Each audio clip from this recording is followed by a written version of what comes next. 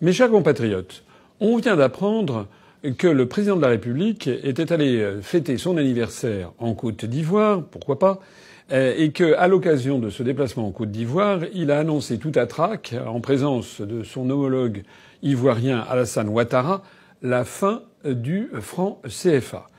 Alors c'est une information quand même qui a surpris beaucoup de monde, parce que le moins qu'on puisse dire, c'est que ça pourrait être une véritable révolution, et la question se pose de savoir si c'est une vraie révolution monétaire et au-delà de ça géopolitique, ou bien est-ce qu'il s'agit encore une fois d'un enfumage.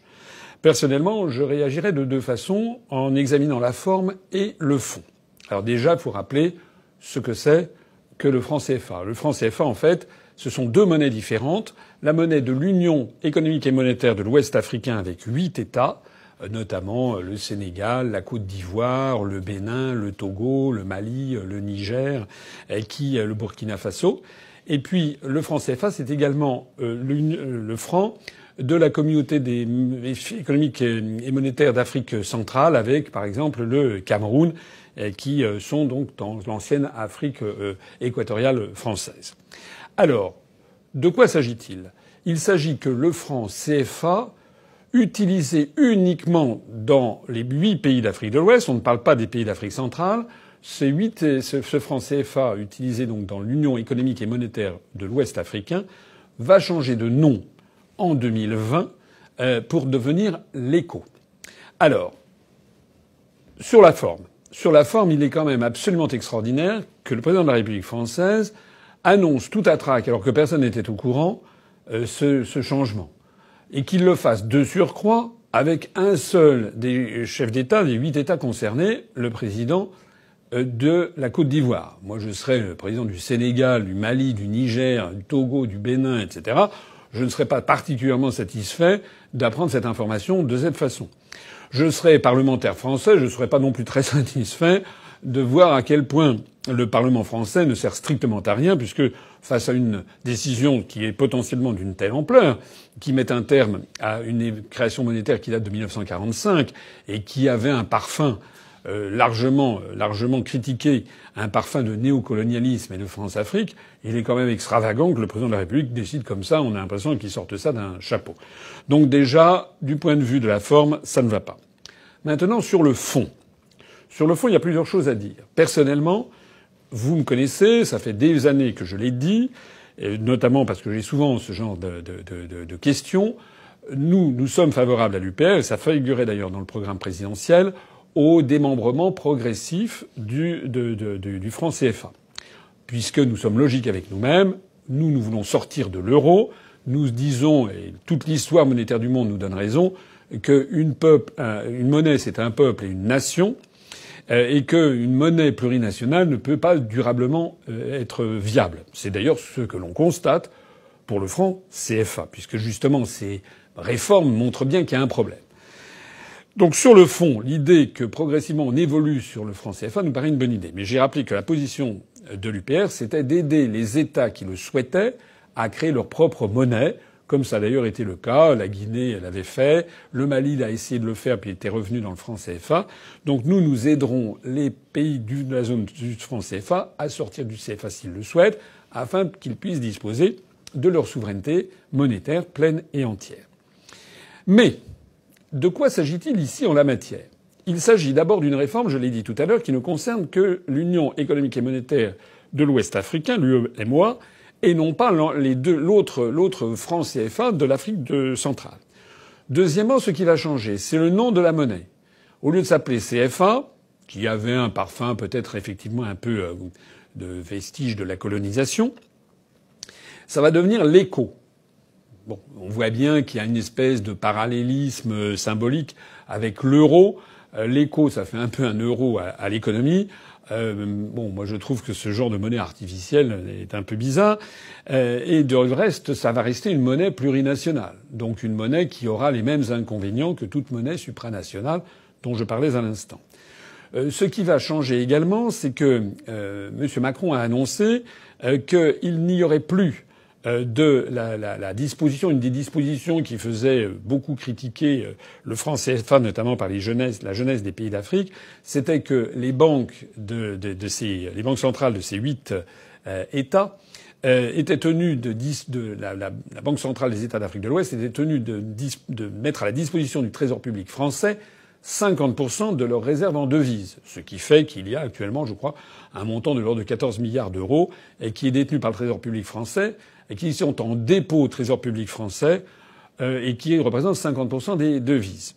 Alors ce mécanisme avait été prévu pour solidifier, garantir la solidité du franc CFA. Ça a fait beaucoup de critiques. Macron décide qu'il n'y aura plus cette nécessité, donc il n'y aura plus les dépôts de réserve.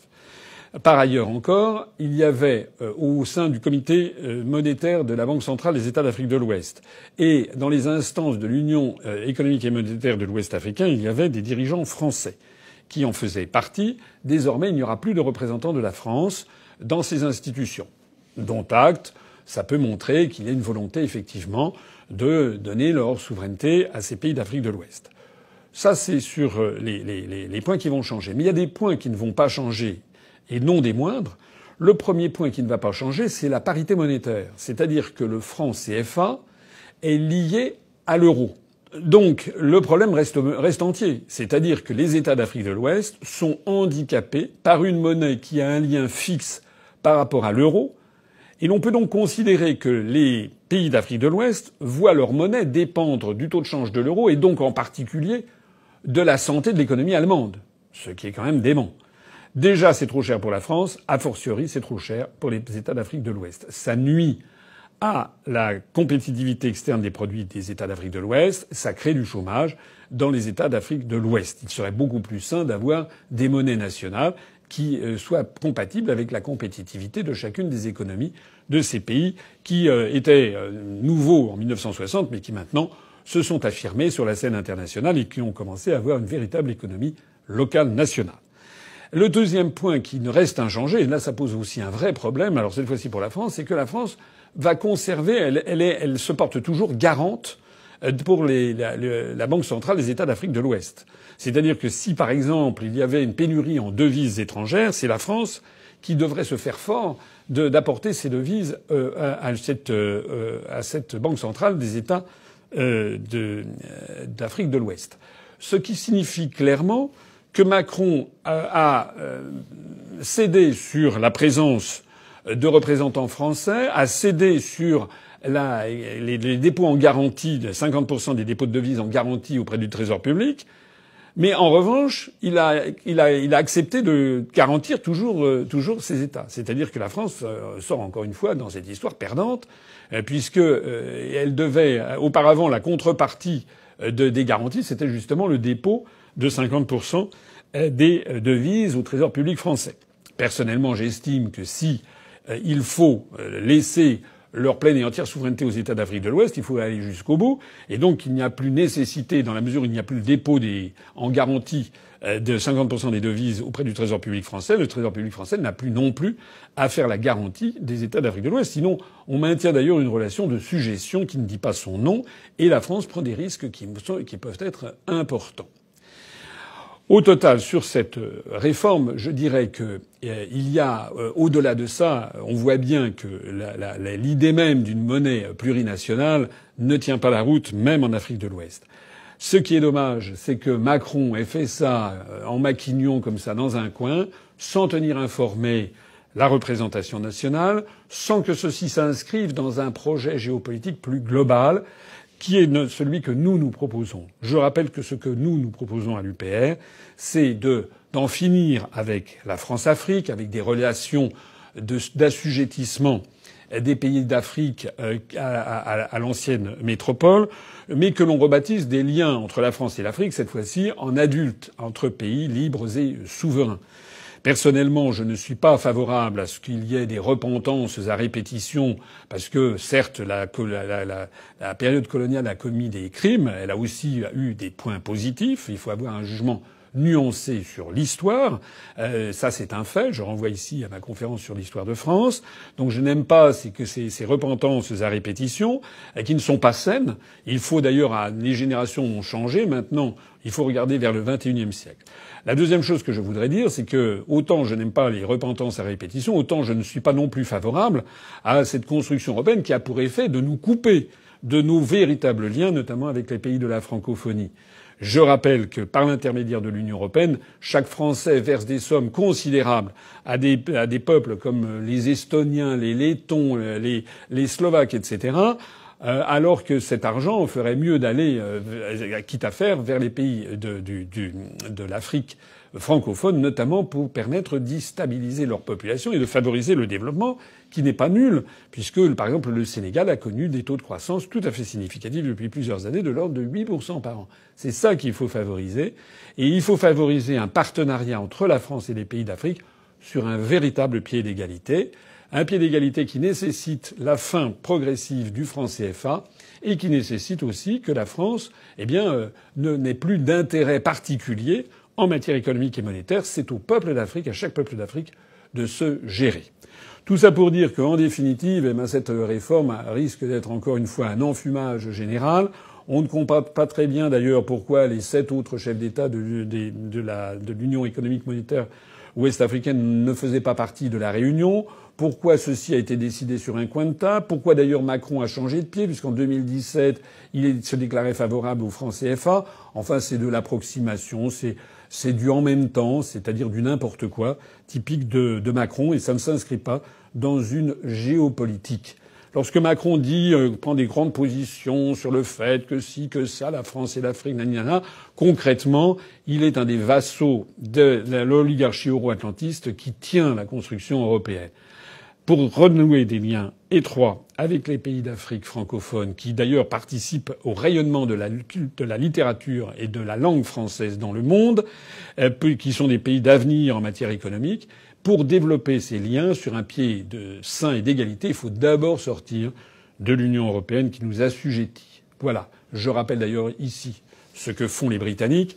Au moment même où ils font le Brexit, ils vont donc éditer une pièce de 50 pence avec d'un côté face le profil de Élisabeth II, la reine d'Angleterre, et côté pile, une devise qui est pour l'amitié, la coopération et la paix avec tous les peuples du monde. Et au même moment, le gouvernement de Sa Gracieuse Majesté a lié des quantités d'accords de libre-échange avec les anciens pays les pays du Commonwealth, les anciennes colonies britanniques, que ce soit l'Afrique du Sud, le Nigeria, l'Inde, l'Australie, la Nouvelle-Zélande, le Canada. Voilà. Les Anglais, encore une fois, ont tout compris. Sortir de l'Union européenne, ça n'est pas se refermer sur le monde. C'est au contraire se rouvrir sur le monde et en particulier vers les pays avec lesquels on a une longue histoire, une histoire faite de bien des choses, des hauts et des bas, du bien et du mal, des crimes et des œuvres extraordinaires. C'est le propre de l'histoire humaine. Mais ce qu'il faut au XXIe siècle, c'est regarder tous ensemble vers l'avenir. C'est ce que nous proposons. Nous proposons aux Africains de reprendre leur indépendance, leur souveraineté monétaire. Cette petite réformette de l'écho n'en est qu'une simple apparence. Nous voulons couper les liens de sujétion entre la France et les pays d'Afrique, mais remettre ça sur un pied d'égalité. Et l'une des mesures phares que nous proposions, c'était justement d'essayer de proposer la recréation, qui avait été prévue d'ailleurs par Charles de Gaulle et qui était tombée en désuétude, d'une espèce de parlement de la communauté des États francophones qui pourrait siéger dans les locaux de l'UNESCO à Paris, que nous laisserions, que nous viderions des pays de l'UNESCO, puisque sortant de l'Union européenne, le siège du Parlement européen à Strasbourg deviendrait vacant. Nous proposerions à tous les États membres de l'UNESCO d'aller dans les locaux beaucoup plus grands du Parlement européen à Strasbourg, donc ils seraient beaucoup plus à l'aise. Et puis les locaux de l'UNESCO à Paris, nous proposerions aux États de la francophonie d'avoir un Parlement où nous essaierions tous ensemble, sur un pied d'égalité, d'avoir des positions communes. Pas seulement d'ailleurs quant à la réforme du système financier mondial, qui va de toute façon un jour ou l'autre avoir lieu, pas seulement sur les questions géopolitiques, mais sur toutes les questions diplomatiques, culturelles, civilisationnelles, environnementales et écologiques, pour essayer d'avoir un pôle francophone qui pèse à l'échelle du monde.